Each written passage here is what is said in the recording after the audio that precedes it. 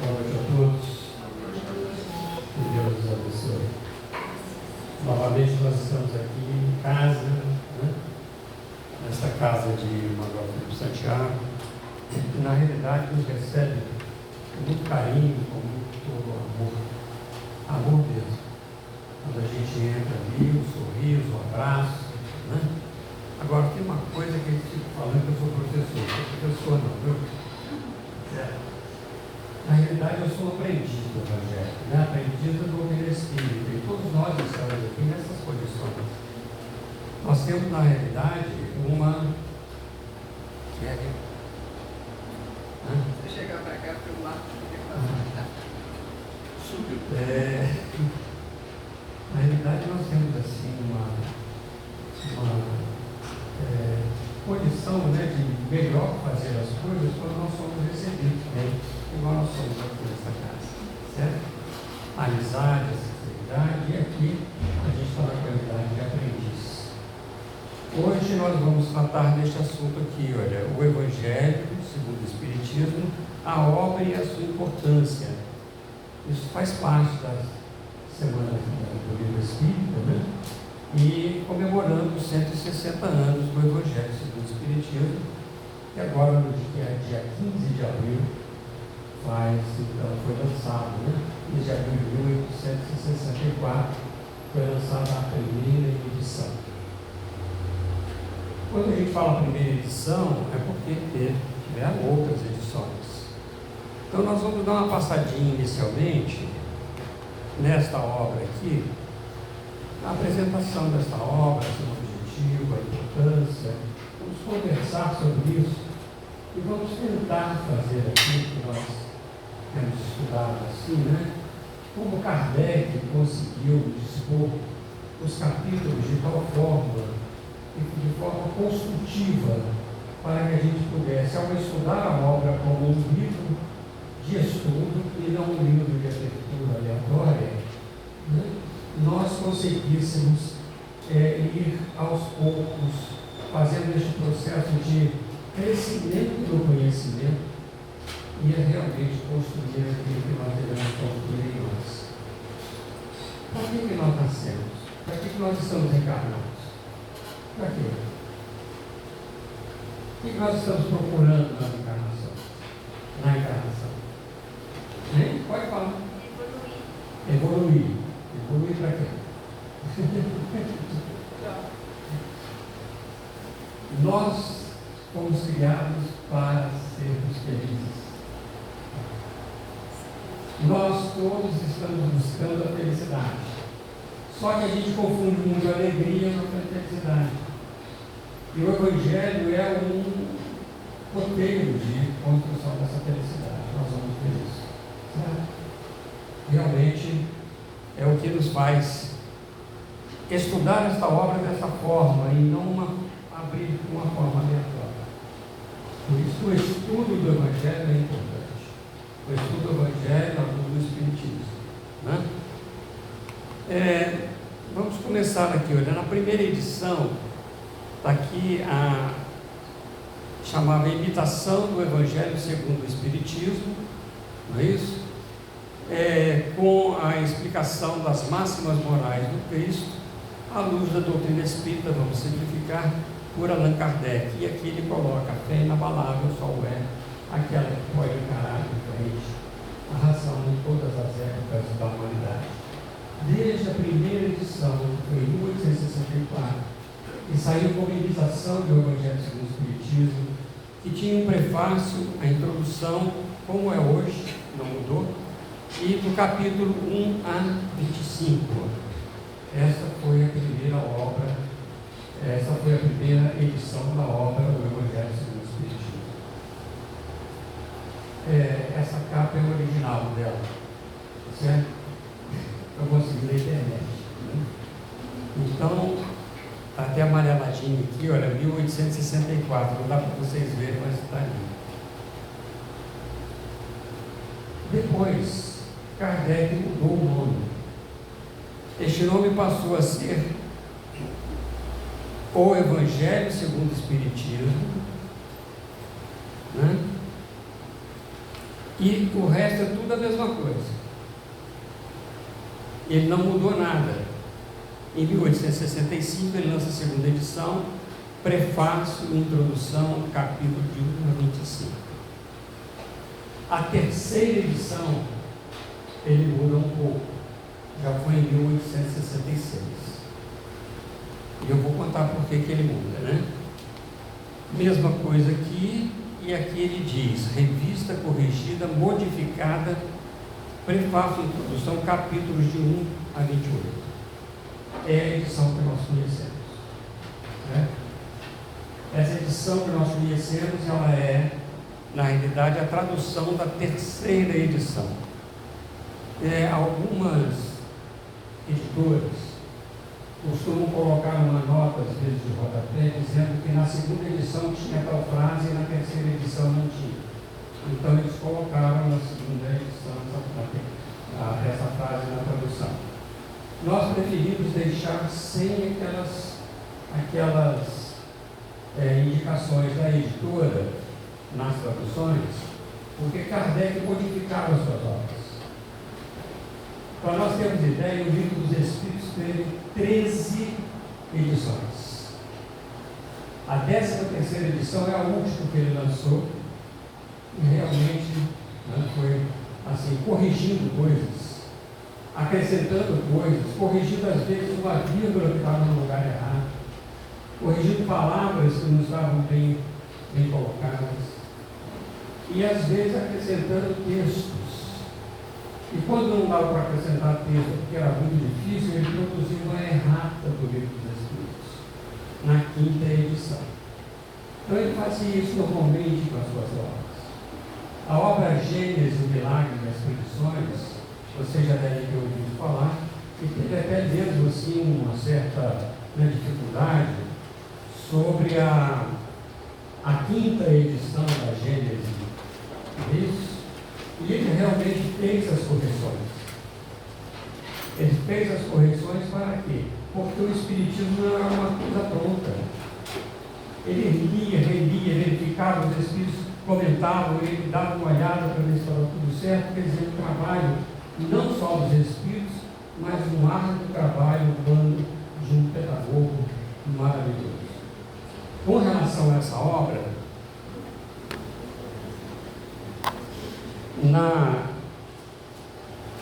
no livro Obras Póstumas, não foi ele que publicou, mas ele escreveu várias coisas, ele diz o seguinte, sobre a imitação do Evangelho.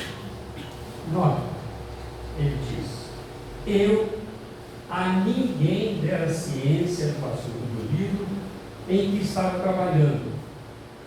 Ele estava em Viraceguir, depois do retiro de San Andrés, onde ele esteve algum tempo para curar-se, e ele estava trabalhando nisso. Conservaram de tal modo em segredo o título que o senhor, o editor, o senhor Didier, só o conheceu quando dá impressão. Ora, esse foi a princípio a imitação do Evangelho. Mais tarde, por efeito de reiteradas observações do mesmo senhor Didier e de algumas outras pessoas, mudei o título para o Evangelho segundo o Espiritismo. Assim, as reflexões contidas nas comunicações seguintes não podem ser tidas como fruto de ideias pré-concebidas. E aí ele faz umas perguntas aos Espíritos, e os Espíritos respondem. Ele estava em Viraceguir, ou em San Andrés, aqui não está muito claro sobre isso. San Andrés é lá na Normandia, e Viraceguir é dentro de Paris, nessas redondezas de Paris. Então ele escreve o seguinte: busca um médium, busca um médium para poder falar. Ele manda uma carta dizendo assim: que pensais da nova obra em que trabalho neste momento? E o médium sabia qual que era. Aliás, ninguém sabia. E a resposta é o seguinte: este livro de doutrina terá considerável influência pois que explana as questões capitais, e não só o mundo religioso encontrará nele as máximas que lhe são necessárias, como também a vida prática das nações, aurirá dele instruções excelentes. Fizeste bem, enfrentando as questões de alta moral prática, do ponto de vista dos interesses gerais, dos interesses sociais e dos interesses religiosos. Olha como que esse livro trata das coisas. E ele se debruçou inteiramente sobre isso. A dúvida tem que ser destruída. A terra e as suas populações civilizadas estão prontas. Já de há muitos teus amigos de além-túmulo as arrodearam. Lançaram, pois, a semente que te confiamos, porque é tempo de que a terra gravite na ordem irradiante das esferas e que saia, afinal, da penumbra e dos nevoeiros intelectuais. Acaba a tua obra e conta com a proteção do teu guia, guia de todos nós. Conta com a proteção do teu guia, guia de todos nós. Os espíritos superiores se escrevendo, né? E com o auxílio devotado dos espíritos que te são mais fiéis, e em cujo número digna-te de mim incluir sempre. Essa foi a nota que o Espírito trouxe para ele. Guia de todos nós, quem quer? Aproxima-se a hora em que te será necessário apresentar o Espiritismo, qual ele é, mostrando a todos onde se encontra a verdadeira doutrina ensinada pelo Cristo. O Espiritismo é uma ciência, sim. A ciência filosófica. Esse aspecto da moral do Cristo, esse aspecto da moral do Cristo é a base fundamental da moral espírita. Diga. Eu queria saber se eu posso considerar os livros psicografados do livro de Allan Kardec como livros baseados em método científico. E eu queria saber por que eu posso considerar os livros como uma ciência. Aí nós vamos ter que ir lá buscar na Gênesis, no capítulo 1 da Gênesis, o caráter da revelação espírita. Ele vai dizer que essa revelação ela tem o seu processo, né, de verificação das mensagens como as ciências ordinárias, de verificação dos ensinos dos espíritos, como as ciências ensinam. Primeiro analisa, verifica os fatos, depois compara, depois analisa e depois tira dos fatos, dessa análise, das comparações, ele tira a lei que rege esses fatos. Toda ciência trabalha assim. Por isso que é uma ciência positiva. Mas eu te remeto lá na Gênesis, no capítulo 1, o caráter da revelação espírita, para maiores informações. Ok? Aqui nós teríamos mais ou menos umas 10 horas de poder falar sobre isso, poder aos poucos mostrar por que é ciência. Tá? É a ciência da alma. Da mesma forma que nós temos biologia, né? Química, física, matemática, que são ciências que estudam a matéria, o Espiritismo é a ciência que estuda a alma em todas as suas situações, encarnado, desencarnado, reencarnando, desencarnando, influenciando aqui, influenciando ali, sendo influenciado por aqui, assim por diante, como os espíritos vivem no mundo espiritual, e assim nós vamos encontrando todo este embasamento para que a gente verifique a alma numa situação de, a partir dos fatos que foram constatados em todos os lugares do mundo, e não simplesmente na sociedade espírita em Paris. Então não tem assim um endereço certo ou uma situação que foi concebida por fulano, não é isso, é uma concepção mundial, certo? Ele foi realmente um grande estudioso e trabalhou nisso tudo para coordenar todos esses ensinos aqui, que eles pudessem ter a universalidade e a concordância, a universalidade, a concordância dos ensinos. Com isso, ele construiu a doutrina espírita. Né? Por isso que, na realidade, nós podemos considerá-lo como ciência. E também de ordem divina, porque isso não foi iniciativa dos homens. Foi por vontade de Deus e iniciativa dos Espíritos. No prefácio do Evangelho segundo o Espiritismo, nós temos exatamente isso. Né? Ele faz exatamente isso.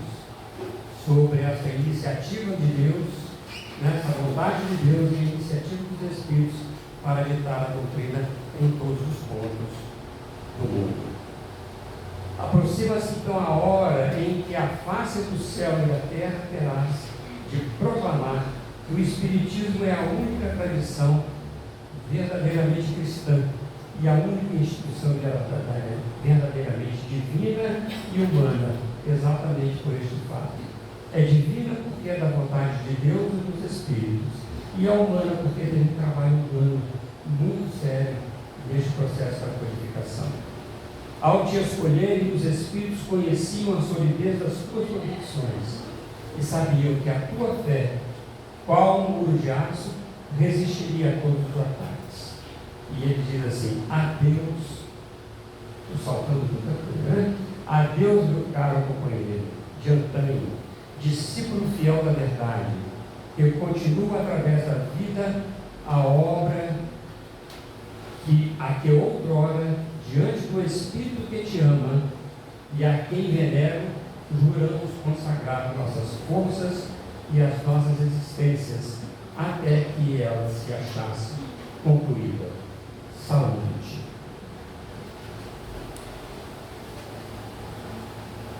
Quando Kardec então ouve isso, é como se ele estivesse entrando no pensamento, nos olhos do Cristo.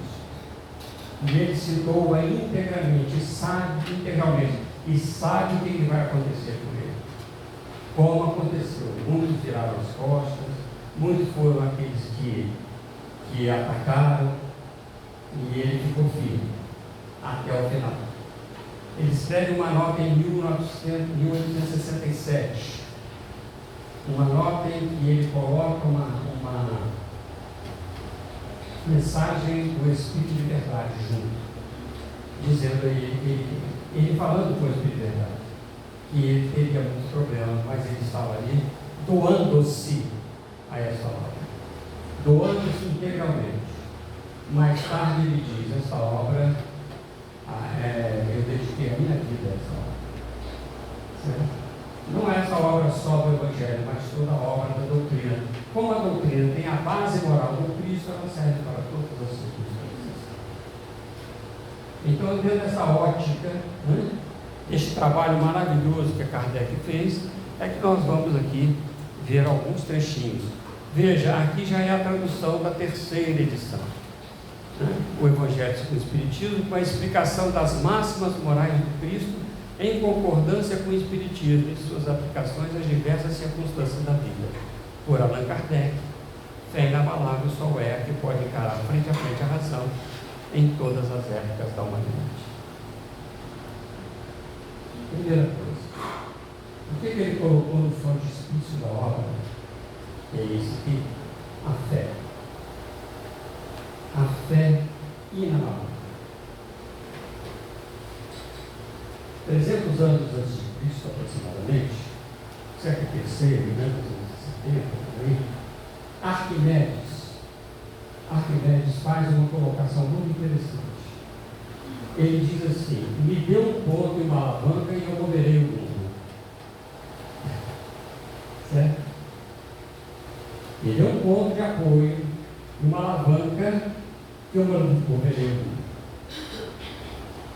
Todos nós temos de forma inata em nós, um ponto de apoio chamado fé. Esse ponto de apoio, se tiver uma alavanca chamada vontade, ele move o mundo. A fé, como diz Jesus, é como o grão de mostarda, a mais pequena das sementes. E se você tiver uma fé do tamanho como um grão de mostarda, você diz a essa montanha: mova-te daqui para ali, que ela move. Então você tem que ter esse ponto de apoio, que é a fé. E a vontade, exercida com a fé, ela fica, na realidade, inabalável. E pode encarar a razão, porque ela é fruto de um processo de observação, de ciência, de verificação, de universalidade de ensino, e não simplesmente uma crença, uma ideia que se pode dizer: eu creio. Não, eu sei. A fé da crença cega já não é deste século, diz Kardec para nós. Nossa fé tem que ser uma fé com base no conhecimento. Paulo de Tarso vai dizer: o que é a fé? A fé é a certeza das coisas que se esperam. Ok, este é o ponto de apoio. Porque se eu espero alguma coisa, eu tenho esse ponto de apoio para que a alavanca da vontade vá deixar que a fé mova as montanhas de dificuldade para a gente poder realizar tanto as dificuldades internas como externas. Mas ele diz também: é o firme fundamento das coisas que se não veem. O que é o firme fundamento? É o conhecimento. Nós só temos firme fundamento quando nós conhecemos das coisas que nós não vemos. Nós estamos aqui repletos de amigos espirituais. Espíritos que estão aí circulando entre nós, né? Chegam, às vezes outros saem, e assim. Desencarnado, não tem corpo igual a gente, não, certo? E este firme fundamento das coisas que nós não vemos é pelo conhecimento. E este conhecimento é que o Evangelho segundo o Espiritismo nos propõe. Aliás, a doutrina espírita como um todo, né? Mas aqui em particular, para essa nossa felicidade, então nos propõe. Então, ele diz que nós vamos dividir essa obra em 5 partes. Aliás, o Evangelho, né? O Evangelho de Jesus pode se dividir em 5 partes. Esses evangelhos que nós conhecemos: Mateus, Marcos, Lucas e João, né? Nós conhecemos esses evangelhos normalmente. A gente olha lá, está lá na Bíblia, igualzinho, não tem que tirar nem pôr. Não tem um evangelho espírita, tem um evangelho segundo o Espiritismo. E nem é o Espiritismo segundo o Evangelho, são coisas diferentes, tá certo? O Evangelho visto com a ótica espírita, estudado com os ensinamentos espíritas, do Espiritismo. Né? Tem 5 partes: os atos comuns da vida do Cristo, aquelas voltas que ele dava, ia Betânia, voltava, não sei o que, né? Ia lá, em todo lugar que ele estava, é o ato comum da vida de qualquer pessoa. E tem os atos comuns da vida do Cristo. Tem também os milagres, as curas, que é, né, relativamente grande este tema, mas vamos lá. Tem as predições, que são as situações futuras, as visões de futuro que Jesus tinha, não é isso? As palavras que foram tomadas também pela igreja como fundamento dos seus dogmas. E isso realmente existe, a gente pode citar algumas, se fosse o caso necessário, mas creio que não seja, certo? Por exemplo, batizar, né? O Espiritismo não tem batismo. Mas o que significa batismo em si? Batismo é mergulho. Então tem aquele batismo de João e tem o batismo do fogo. E isso foi pela doutrina, pela igreja, né, colocada como alguma coisa que fosse para os seus dogmas. O iniciado tem que batizar. O Espiritismo não tem iniciado, porque não tem esse aspecto de religião, de que você tem que ser espírita para estudar o Espiritismo. Era para toda a gente. Está claro isso, gente? Então eu posso continuar sendo católico e estudar o Espiritismo, porque ele vai me explicar muitas coisas que eu não conheço. Por exemplo, os sacramentos. O Espiritismo não tem os sacramentos. Não? Casamento, não tem a comunhão. Certo? Você não tem. Embora, hein? missas, né? Missas do século XX, bem aparece pelos mortos, sim, tá certo? Mas não é uma coisa oficializada, oficial, que se faça. É do coração, a qualquer momento, em qualquer dia, em qualquer horário. Né?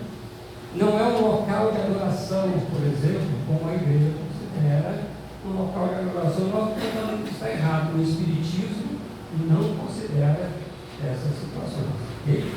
O Evangelho segundo o Espiritismo também não. Ele vai considerar apenas o ensino moral.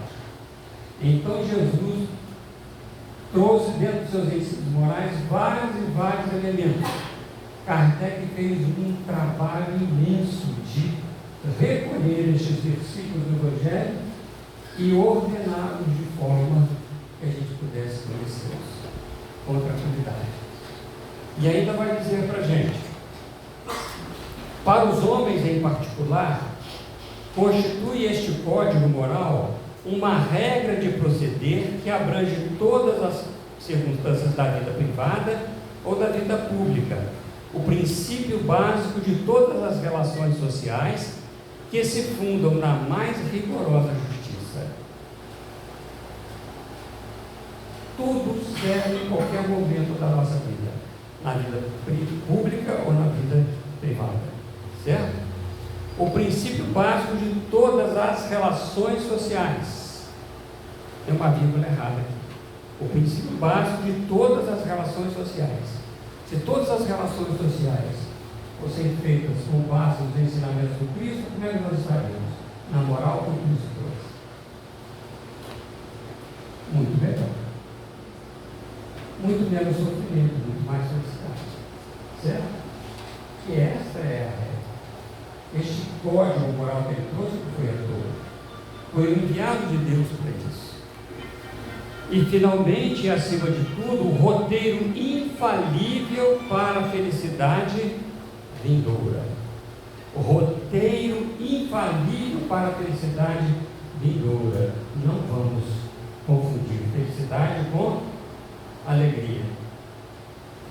A gente tem a alegria de se encontrar, mas daqui a pouco acontece um problema. A nossa felicidade, a nossa infelicidade, meu Deus, estou sofrendo. Mas a gente tem a alegria de encontrar. Então a alegria é uma coisa, a felicidade é outra. Né? Nós podemos ter a felicidade, encontrar a felicidade mesmo nos casos mais extremos, por exemplo, da desencarnação de Deus. Felicidade é uma coisa. Felicidade é uma conquista, é o reino dos céus. O reino dos céus. O reino dos céus é semelhante, então ele sempre dá a semelhança. Bem-aventurados, ou seja, felizes daqueles que. Então ele traz essa felicidade e diz: essa felicidade não está do lado de fora, essa felicidade é uma construção. Então é um roteiro infalível para a felicidade vindoura. O levantamento de uma ponta do véu que nos oculta o que? A vida futura. Se nós não tivermos a vida futura, não vale este trabalho todo ético, moral, que o Cristo trouxe para nós. A felicidade vindoura é aquela que está sendo construída. E não é no marco final, é na medida que nós vamos caminhando em direção ao bem, à obra divina. Essa é a parte que será o objetivo exclusivo desta obra. Qualquer roteiro infalível para a felicidade vindoura. E a parte moral, que é um roteiro infalível para a felicidade vindoura. É o objeto da ação. Vocês querem ser felizes? Tem certeza? Nós queremos ser felizes? Parece que não, ninguém responde. Sim. É sim, é uma pergunta. Nós queremos ser felizes? Ganhar na loja?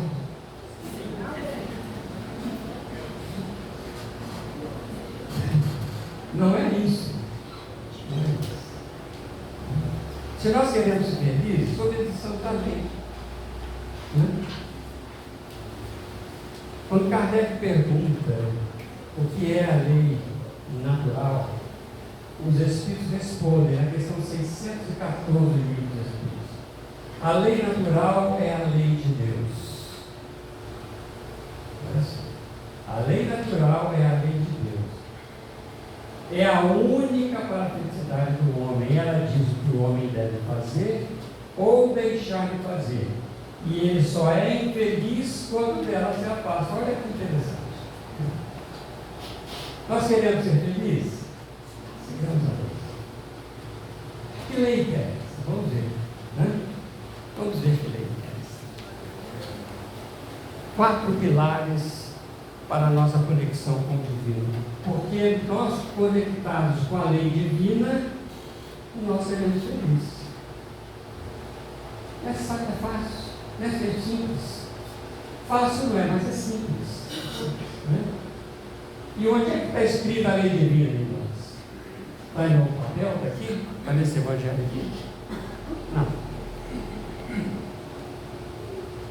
À medida que nós vamos crescendo em inteligência, nós vamos ampliando a nossa capacidade de entender o que é bem e o que é mal. E Kardec mostra que a lei é o exercício do bem, enquanto que contra a lei é o exercício do mal. Então, se nós estivermos caminhando com as boas escolhas para o bem de todos, nós estamos, na realidade, dentro da lei divina natural, escolhendo aquilo que nós vamos fazer. Então, que lei que é essa? Como é que a gente podia dizer que lei que é essa? Que Jesus veio falar no primeiro capítulo do Evangelho segundo o Espiritismo. Eu não vim destruir a lei. Que lei que ele não veio destruir? A lei do amor. A lei do amor, gente. João vai escrever na sua carta: Deus é amor. Aquele que não ama não conhece a Deus. Certo? Porque Deus é amor. Então, se nós estamos procurando conhecer Deus, nós temos que entrar neste aspecto da lei divina e natural que está na nossa consciência. Se eu sou pigmeu espiritualmente falando, eu tenho uma lei que eu conheço. Então, se eu fizer o melhor dentro daquela lei, eu estou fazendo bem. Pode ser que aqueles que estejam lá na frente olhem e falem assim, estou agindo na ignorância, mas agir na ignorância não é erro, é experiência. Agir com conhecimento é escolha. Se eu ajo mal, eu causo sofrimento para mim, porque a lei que Jesus veio trazer, que é a lei de amor, veio nos ensinar este roteiro, é aquela que nos leva realmente à felicidade. Nós só vamos ser infelizes se nós dermos nos afastarmos. Então, este é um grande pilar, essa nossa conexão com Deus, essa nossa conexão com o divino. Mas como é que eu me conecto com Deus? Fazendo bem, pensando bem, sentindo bem. Certo? E os momentos de prece? Fazendo bem. Mas depende da prece. Porque tem uma música que fala assim, né? É vingança, vingança, vingança aos santos falar. Você há de rolar com as pedras que rolam na estrada. Imagina quem vai numa prece dessa. Clama aos santos a vingança e acha que o sofrimento do outro é uma beleza. Não pode falar dele. E está adquirindo para si infelicidade. Então nós somos responsáveis primeiro por essa conexão. A segunda situação está no capítulo 2, que fala sobre a vida futura, a sobrevivência da alma. Esses dois pilares são imprescindíveis para que a gente possa construir a nossa felicidade. Essa certeza da vida futura, essa certeza que nós somos espíritos imortais, não somos corpos que pensam. E aí Jesus vem dizer para nós: meu reino não é deste mundo. E o capítulo que ele fala primeiro é a vida futura. Ele ainda diz assim, Kardec: se nós colocamos este capítulo propositadamente no início dessa obra, porque sem a ideia da vida futura, de nada teria o nosso trabalho. Né? Então ele coloca primeiro isso, em primeira instância, primeiro colocando a lei e a nossa conexão com Deus, que nós não podemos perder. E segundo, a lei, a sobrevivência da alma. E Jesus veio dizer: meu reino não é deste mundo, mostrando para nós a realidade da vida espiritual. Ele não só falou, como demonstrou. Depois, outro pilar é o Deus cósmico, universal, os diferentes estados de alma. Veja, nós somos espíritos, né? E nós temos um estado de alma ainda como sendo espíritos imperfeitos. O que são os espíritos imperfeitos? São aqueles espíritos que, na sua caminhada da ignorância para a perfeição, escolheram mal determinadas circunstâncias. Provocaram algo contra a lei divina e natural, não por ignorância, mas por livre-arbítrio e por escolha. Então nós desviamos, porque Deus não criou ninguém para ser imperfeito. A condição de espírito imperfeito é a condição de escolha, é a propensão para o mal, é o desejo do mal. Então, se isso está em nós, é porque nós temos vícios e não construímos virtudes. Agora, se a gente construir sempre virtudes, desde o iniciozinho do simples e ignorante até a perfeição, com certeza nós não precisaríamos de passar pela imperfeição. Nós passamos aqui pela imperfeição e, consequentemente, pelas expiações. Toda imperfeição corresponde a uma expiação. Por isso, o nosso mundo é um mundo de expiações e provas, mas todos os mundos são assim. Não. Porque cada estado de alma tem diferentes mundos para os diversos estados de alma. 95%, quase 100% da nossa população do mundo são espíritos imperfeitos, que erraram e continuam agora, estão começando a fazer todo este processo de trabalho em si mesmo para construir a felicidade, para sair dessa condição de espírito imperfeito e ser espírito bom. Espírito bom só tem o desejo do bem, só tem o desejo. O pensamento de espírito bom é sempre bom, não tem um pensamento mau. Aquele lá, já é espírito perfeito. Você viu? Já é espírito perfeito. Certo? Não precisa nem dizer, basta pensar. É espírito perfeito. Embora a gente possa reconhecer o defeito, né, do nosso próximo, mas nós precisamos usar muito com isso. E não de fofocar a situação. Mas quando a gente pensa e faz, ele há de pagar. Espírito perfeito. Certo? Deus está vendo. Espírito perfeito. Porque o que nós queremos é que ele sofra. Se Deus está vendo, por que ele sofre? Não, a consciência dele vai cobrar. Deus é amor, Deus não faz sofrer. Deus não castiga. Diga. O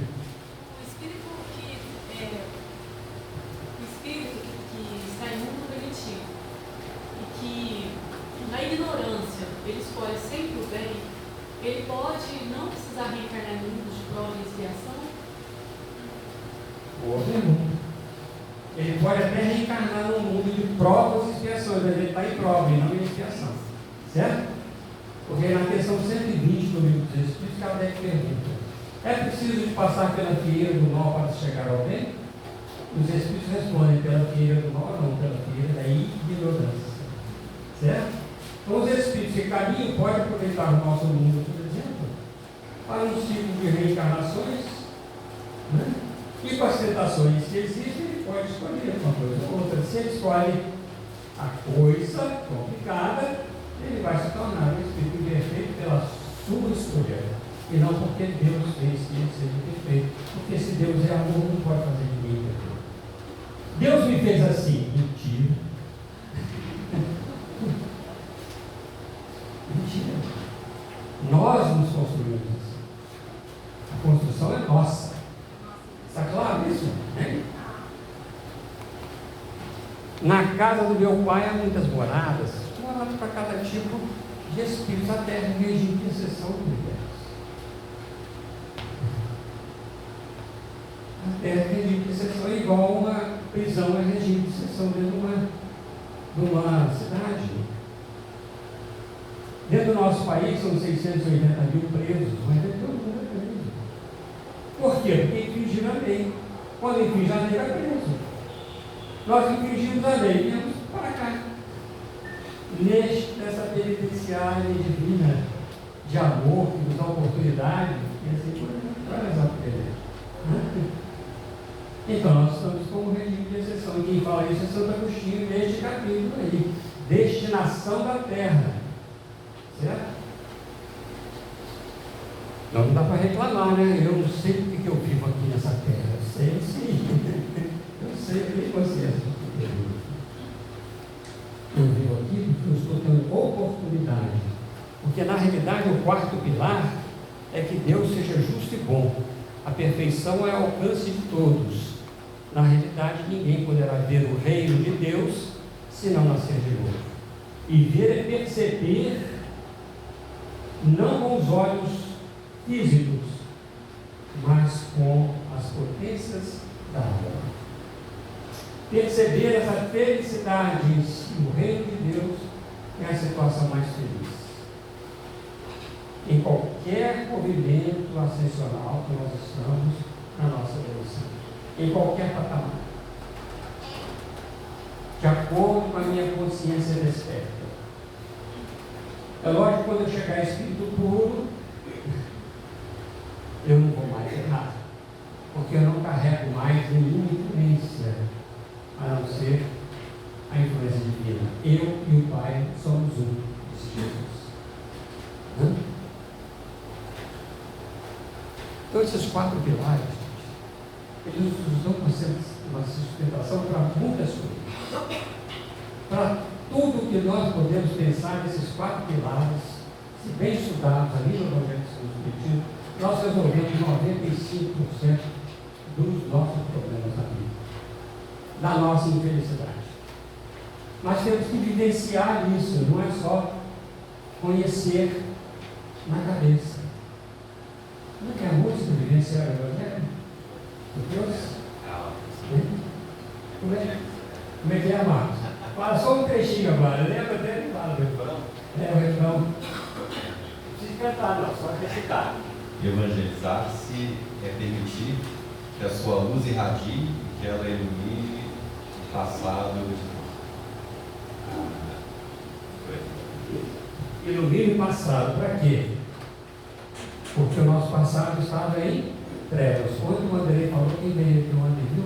Na caverna, certo? Nós precisamos de sair para a luz. Este é o nosso propósito, sair para a luz. É isso daí que o Evangelho faz, dando para nós um Deus justo e bom, porque nós todos, qualquer que seja o indivíduo, por mais criminoso que ele seja, ele um dia vai ser espírito puro.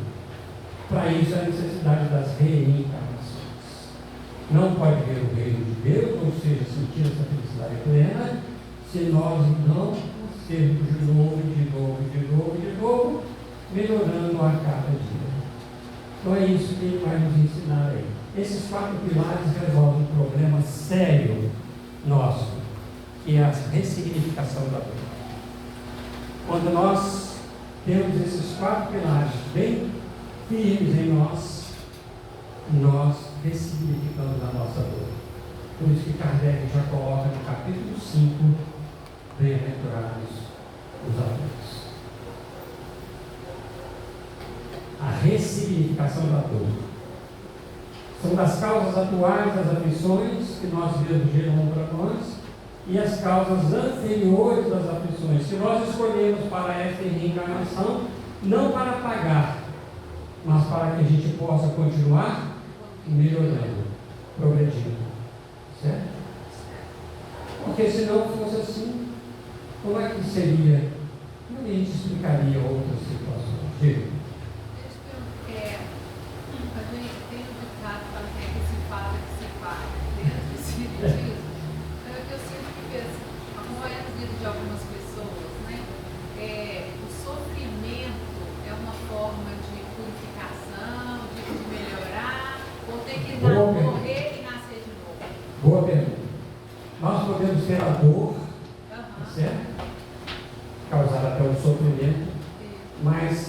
que tipo de sofrimento nós vamos, como é que nós vamos encarar esse sofrimento? Se for com resignação, nós estamos então trabalhando uma situação, porque o sofrimento é pelo coração. Tá? Então, quando nós vamos usar no Evangelho segundo o Espiritismo um item que chama obediência e resignação. A obediência é o consentimento da razão, ou seja, eu estou dentro daqueles 4 pilares, né? Sou um espírito perfeito que eu sei que sou, estou na terra porque essa terra eu preciso dela, é um meio de evoluir, certo? E com aquilo, com Deus, com a lei, com a pluralidade dos mundos habitados, sabendo que eu sou um espírito imortal e tenho várias encarnações, eu posso melhorar e resignar o sofrimento. Tá? Quando eu me resigno, certo? Resigno ou resigno? Ao sofrimento, sou resignado, já resolvi o problema. Eu então tenho essa certeza absoluta de que com esta resignação o meu coração está feliz. Eu estou realmente assim, reparando aquele mal que eu produzi para mim, certo? Isso na minha relação comigo mesmo, mas eu tenho relação com o próximo. Né? Porque a lei, como é a lei de amor, é amar a Deus sobre todas as coisas, é o próximo como a si mesmo. Né? As leis morais que Kardec traz no Livro dos Espíritos, que expande o Evangelho segundo o Espiritismo, por isso o capítulo 1 é não destruir a lei, é a lei moral, né? Ela trata totalmente disso, diz Kardec para nós. Ela nos traz a nossa relação conosco mesmo, a nossa relação com o próximo e a nossa relação com Deus. Todas as leis morais, né? Elas estão dentro deste aspecto disso daí. Tá? Então, bem-aventurados os aflitos, ou seja, felizes daqueles que consideram a aflição, as tribulações, os problemas, como oportunidade de crescimento. A dor é um problema que a gente sente para que a gente possa crescer. Por que a gente precisa daquela fisgadinha de vez em quando que a gente esquece? Nós nos envolvemos tanto com o mundo que a gente esquece que é espírito. Aí vem a dor e fala assim, o seu corpo dói, né? Certo? A sua alma dói, né? Eu tenho alma, meu Deus, sou espírito imortal. Aí eu já vou começar todo o processo de dor. Então, quanto maior a resignação, melhor eu saio dessa própria vida. E a obediência, que é na realidade essa obediência do livre-arbítrio, escolhendo o bem no lugar do mal, que é o consentimento da razão. A razão me direcionando para onde eu devo ir, para as minhas escolhas. Certo? Depois nós vamos ver Jesus e a doutrina do Cristo Consolador, que foi o tema de ontem do Andrei, e que eu não tenho coragem de repetir. Depois você ouça lá no YouTube, né? Semana que vem, mais ou menos, né? Certo? Porque vale a pena. O Cristo Consolador não é o Cristo assim, meu coitadinho. É o Cristo que nos traz. Cristo Consolador, o Espírito de Verdade, tem uma mensagem que ele diz: Espíritas, amai-vos. Esse é o primeiro ensinamento. Ou seja, é aquilo que está lá na lei. Obedeça a lei, faça a lei, cumpra-se a lei em si. Em ti mesmo e no outro, amai-vos. Instruí-vos. Amplie a sua consciência para que possa conhecer mais a lei. Quanto mais consciência, mais responsabilidade, mas também melhores as coisas.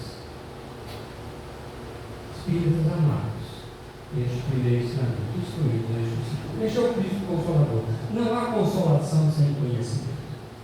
Você pode ser até assim, aconchegado, entendeu? Tudo bem. Mas o outro problema seguinte já não está tudo bem. Tem que voltar lá atrás e pensar tudo. Nossa. Vamos lá. Daí nós temos os instrumentos para a nossa construção da própria felicidade. Isso aqui está na primeira parte das bem-aventuranças que Kardec trouxe para nós. Bem-aventurados os pobres de espírito, a humildade. Bem-aventurados os que têm puro coração, esta tranquilidade, essa pureza, ou seja, os pensamentos e os sentimentos estão cada vez mais sublimados. As emoções estão sublimadas. Depois, bem-aventurados os que são brandos e pacíficos. A brandura, onde é que nós estamos na obediência e na resignação? Os brandos e pacíficos. A brandura não envolve nenhum problema de cólera, de raiva, né?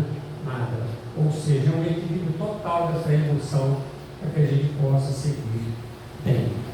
Bem-aventurados os que são misericordiosos e aqueles que são impulsionados pela fé, pela certeza, pela alavanca da vontade, a mover as situações que podem auxiliar o próximo.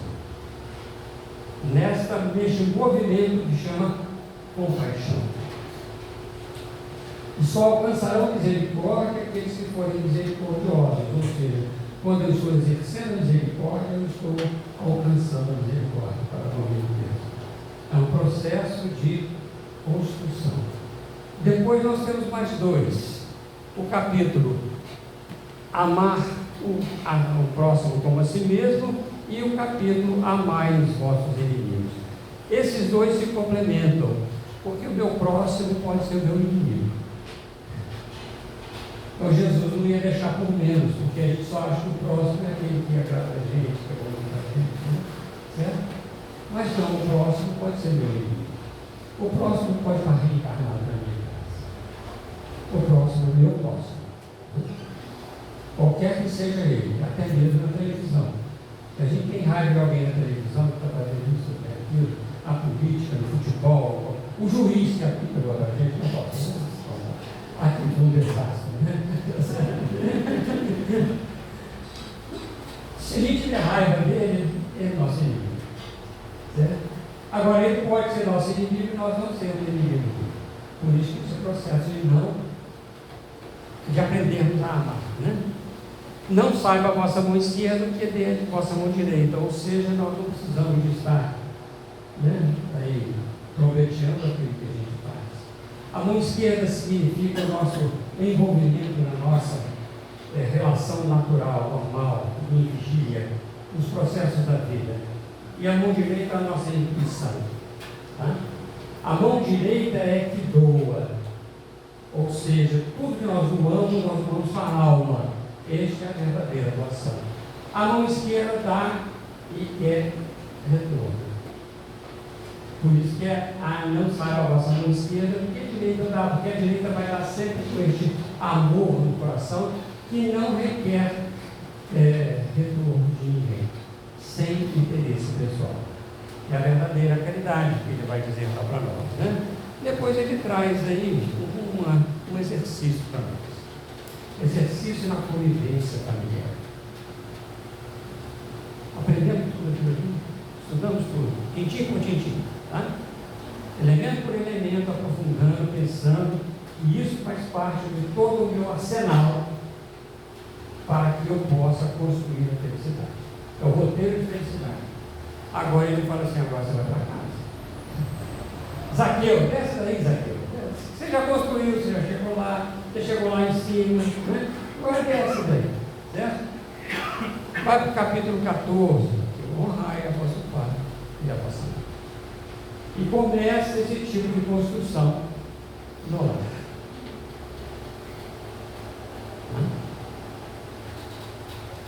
Isso é o grande nó. Porque acha que a gente vai criar essa felicidade lá fora. Mas quis Deus, como está no livro dos Espíritos, que os homens formassem famílias para que aprendessem a amar-se como irmãos. Então todo este processo está dentro dessa linha do amor, da lei divina natural.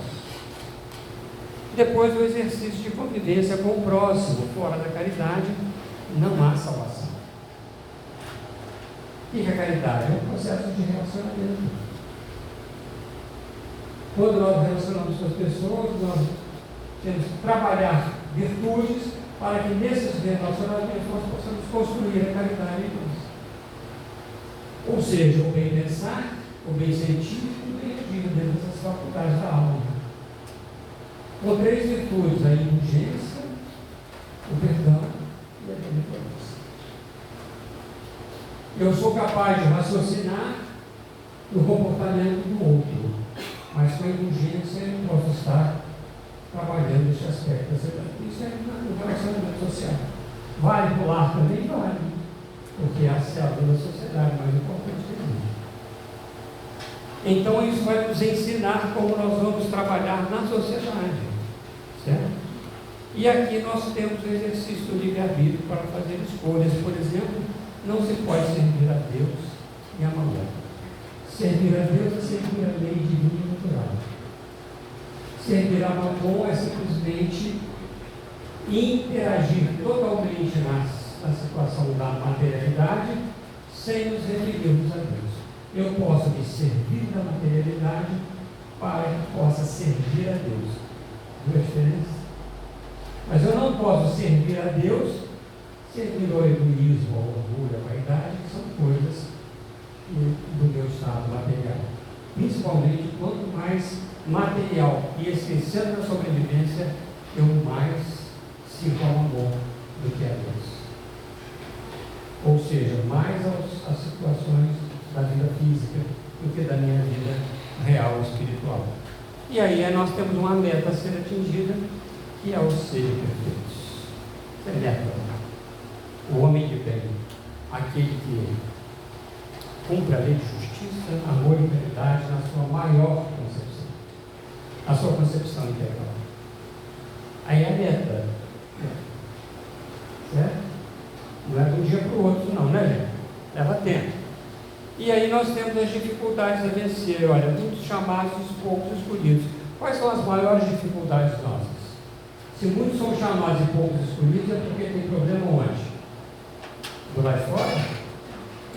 Não, os problemas são internos. As maiores dificuldades que nós temos são as montanhas de dificuldades internas que nós colocamos. Não tem tempo, não quero, não estou preguiça. Ah, eu, hein? Esse negócio é para velho.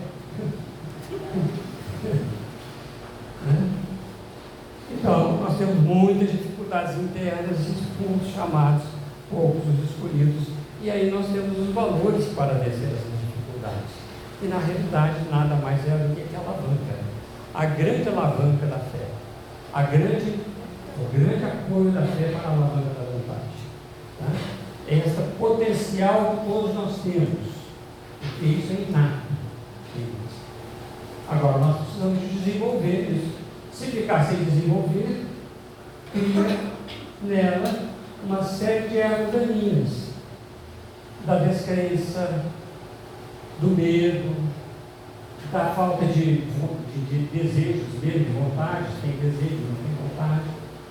Então ela é um ponto de apoio que fixa essa alavanca da vontade, apoia para que essa alavanca possa mover essas dificuldades inteiras.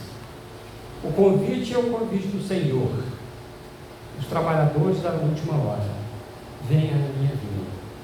A vinha do Senhor é a própria terra. Nós vamos trabalhar de acordo com as nossas necessidades e somos chamados a todos os momentos. Na terceira hora, na quarta hora, na quinta hora, na sexta hora, na sétima hora, na oitava hora. Qualquer hora que nós formos chamados, nós temos que estar prontos ao trabalho. Às vezes nós estamos até sem uma oportunidade, mas nós estamos prontos ao trabalho. Então, por quê? Porque nós já estamos com todos aqueles valores, né, já acondicionados. E aí a necessidade do discernimento, porque haverá muitos convites dos falsos cristos e dos falsos profetas. Nós temos que saber escolher. João diz: não confiai em todos os espíritos, desde que primeiro os espíritos são de Deus. E Kardec então vai nos ensinando na moral do Cristo, daquilo que o Cristo traz para nós, este caminho de discernimento da verdade, da falsidade. Em seguida, ele nos dá não só a capacidade de discernir e compreender também as relações familiares, quando ele diz para nós: não separeis o que Deus juntou, e a estranha moral. Estes dois capítulos se complementam, para que nas relações familiares nós consigamos entendê-las em qualquer forma. É este o objetivo desses dois capítulos, muito mais do que esse aspecto. Não separeis o que Deus juntou. Aí vem assim, o divórcio. Não tem problema. O Espiritismo não condena o divórcio, mas ele trabalha de tal forma antes que não há necessidade. Mas quando há necessidade, informação, mas faça papel. Sem desvinculações violentas. Né?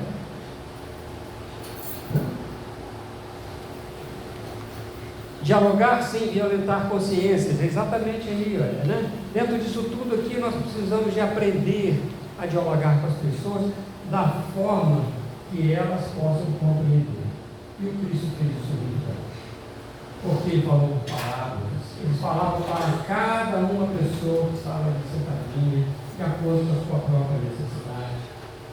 Então nós vamos aprendendo no Evangelho segundo o Espiritismo a esses diálogos em todo lugar que nós estamos. Depois, o auxílio secundado pelo esforço pessoal é no buscar e achareis. Ajuda-te que o céu te ajudará. Senão a gente fala, vem Senhor, né?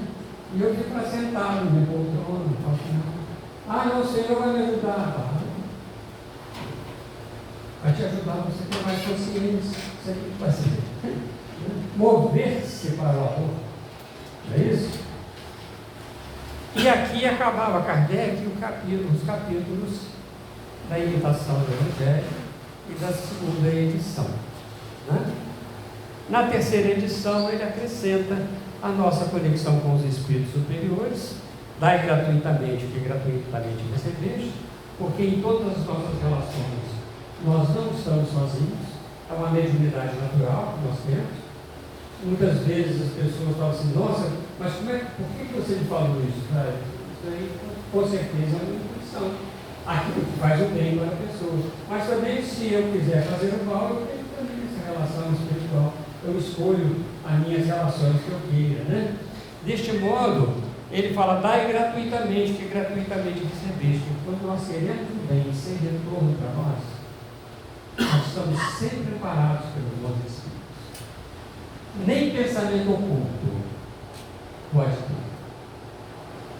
É uma mediunidade gratuita, é uma mediunidade natural e gratuita, dessa nossa relação constante com os mundos, com os espíritos superiores.